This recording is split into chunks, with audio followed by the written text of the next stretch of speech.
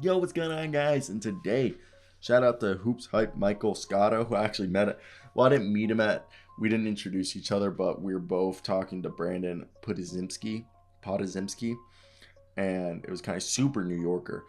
Michael Scotto of Hoops Hype, Sport New York's Bigley, New York Daily News, Knicks writer, Stefan Bondi, talk about the Julius Randle, RJ Barrett, Josh Hart free agency, and the futures of Julius Randle, RJ Barrett, then the Josh Hart free agency, potential extensions for Immanuel Quickley, Derrick Rose's future, Tom Thibodeau's future, and more on an episode of Hoops Hype. And first off, let's just get right into it. Julius Randle's future. Everybody knows there's two things that could happen here. The belief that Julius Randle, three things I'll say. First, that Tom Thibodeau still believes in Julius Randle and that he can elevate his game. Two, that Julius Randle stays, but he's still viewed as a cornerstone of this franchise, but he is either a second or third option, and they need to get a true first or second option, with Jalen Brunson either being that first or second option. So, the theory is you go out and get a guy like OG Anunoby, or there's always the Zach LaVine rumors and stuff like that. The Donovan Mitchell, you want to pair Julius Randle and Jalen Brunson with a Donovan Mitchell level player like they tried to do last offseason. Now, Julius Randle in the two playoff trips with the Knicks shot a combined 34.4% from the field and 28% from three. In the playoffs, he's battled some injuries, but he's a guy that's a top 30 player, has 2 All-Star appearances, has an All-NBA appearance, and the thing is look, his durability. This is a guy who's averaged 25 and 10.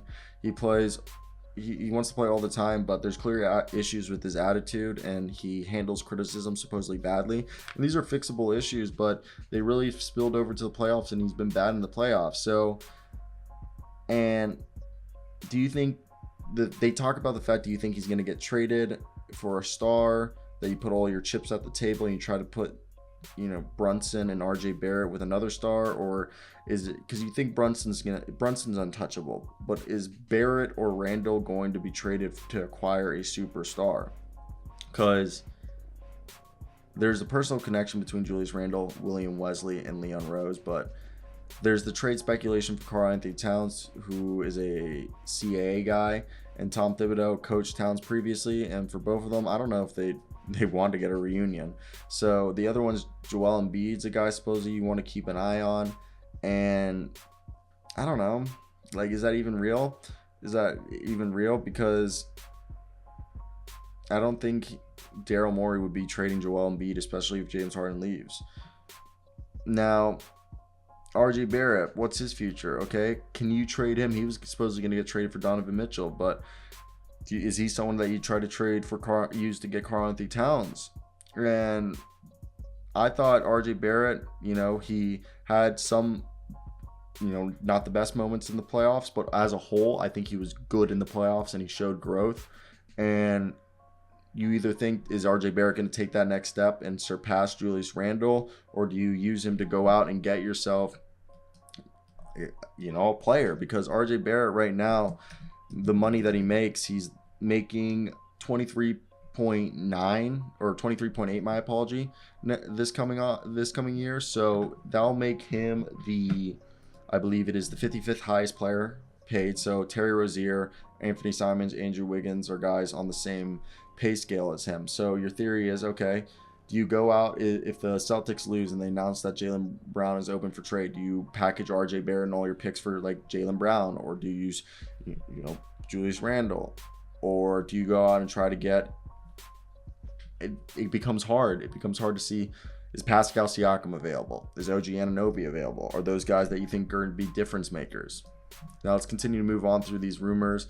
Immanuel Quickley is supposedly going to get a 4-year, $100 million range is the ceiling, and the floor would be a 4-year, $80 million now. So 80 to 100 million on a 4-year deal. So that's basically, he's either making 20 or 25 million a year, and I think it's worth it. You guys know Immanuel Quickley and I are from the same area back in Maryland.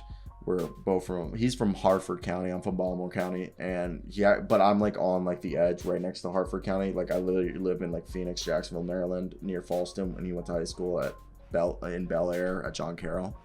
But I think they're going to pay Josh Hart. That's a given. Brunson's on a big contract. Randle's on a big contract. Barrett's on a big contract. And Quickley could be on a big contract. I think they're going to keep him. And then Josh Hart, we've already reported he's going to get $15 to $18 million. And I said it before. They said in the podcast that it's probably going to be 4-year, $72 million. And Bobby Marks pointed out that if you give him $16 to $17 million, the Knicks have the option to remain under the tax threshold. So that's good. And Tom Thibodeau, look, he's been one of the best coaches they've had in a few years, and he outcoached JB Bickerstaff, but then got outcoached by Erik Spoelstra. But Obi Toppin is a guy who's going to be probably on his way out. He's picked and choose which young guys he wanted to develop. Quinn Grimes and Immanuel Quickley responded. Mitchell Robinson's gotten better, but Obi Toppin seems like he's on his way out. And then at the draft combine, we heard that Derrick Rose's team option's probably going to get declined unless they have a trade lined up to go out and get, because Milwaukee supposedly had some interest in Rose, and it'll be interesting. And Evan Fournier told reporters he's not going to come back. I could see that he's probably going to get traded to like the Jazz, Pistons, or a team that it has some cap space, and they'll attach a pick to take him on, and they'll take a player back. But that's what I see happening there. I do want to hear your guys' thoughts. What do you guys think the Knicks will do, and why? I definitely think it's interesting to see how this has all just played out because, hey, I think the Knicks are a team that we all thought was going to probably be, what's the right word? A bit, like I don't know. Like, this team is, it's weird in the sense that I don't know what's the right thing for them to do right here. What's the right move? Why? How? And who should they trade for? There's questions.